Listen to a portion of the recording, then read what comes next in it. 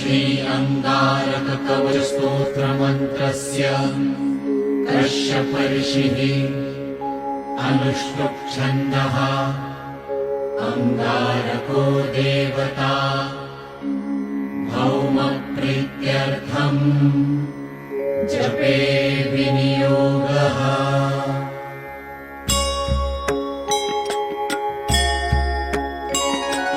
रक्ताम्बरो रक्तवपुः किरीटी चतुर्भुजो मेषधमो गदाधर गणासुतशक्तिधरश्च शूली सदा मम स्यात् वरदः प्रशान्तः।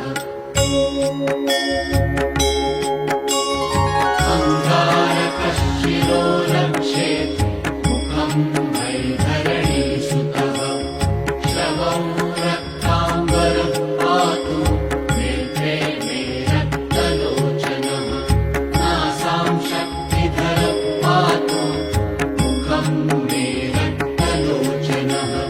भुजौ मे रक्तमाली च हस्तौ शक्तिधरस्तथा। वक्षः पातु वराङ्गश्च हृदयं पातु लोहितः। कटिं मे ग्रहराजश्च मुखं चैव धरासुतः।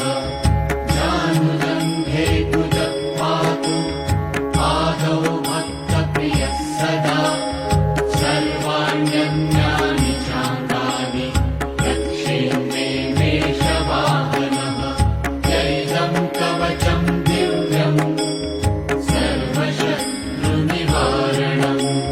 भूतप्रेतपिशाचानां नाशनं सर्वसिद्धिदम्। सर्वरोगहरं चैव सर्वसम्पत्प्रदं शुभम्। मुक्तिप्रदं नॄणां सर्वसौभाग्यवर्धनम्। रोगबन्धविमोक्षं च सत्यमेकन्न संशयः।